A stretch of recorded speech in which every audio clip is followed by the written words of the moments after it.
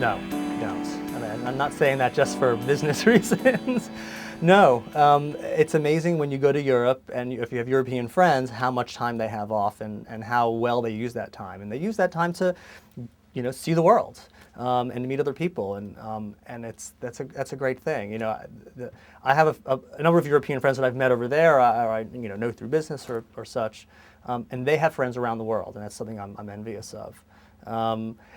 And it's not just about social connections, it's just about having the time to really relax and to reconnect with your family and your loved ones, get stuff done around the house that you wouldn't be able to do if you, work every day.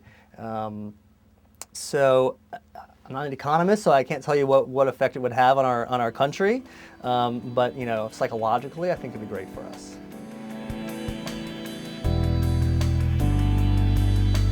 The cliche of the ugly American, speaking of cliches, the cliche of the ugly American is actually not as bad as we probably think it is. I've seen surveys saying that where they've surveyed foreigners and asked them to rate other nationalities by their level of obnoxiousness, and Americans do pretty well. We tip, we're usually pretty polite. We're a little on the loud side, but we're friendly and welcoming, and we ask nice questions. So I think people appreciate that. You should always try to blend in, and this is for safety reasons as well as sort of cultural reasons. You don't want to wear your big loud T-shirts or your, your ugly sneakers or whatever it is, just because you want to fit in and not be pegged as an American right away. And the people who are pegging you are the criminals and the terrorists and the fleecers, right? But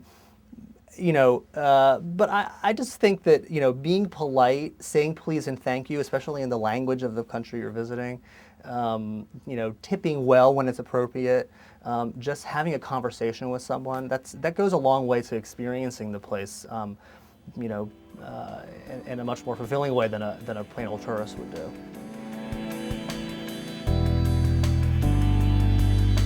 Well, I think a lot of it is because there are a lot more Arabs living in Europe. So it's not so unfamiliar, whereas basically, there's only a handful of places in the United States where there's a large Arab population. So it's so exotic and so foreign to most Americans that it's just frightening. I think Americans need to do better at the geography classes. People will cancel a trip to Turkey because of something that happens in Egypt, even though those countries are hundreds of miles away and don't really have that much of a connection.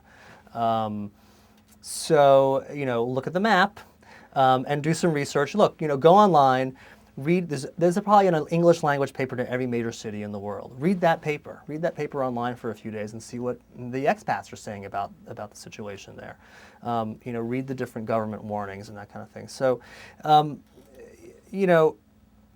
Americans also tend to feel like, look, why do I have to go to a scary place or potentially a scary place when I've got all these great places that aren't scary, that are closer to home, and that, and if that's the way you feel, that's great too. And that's the reason I wouldn't go to Kenya. Because why go to Kenya when I can go to Tanzania?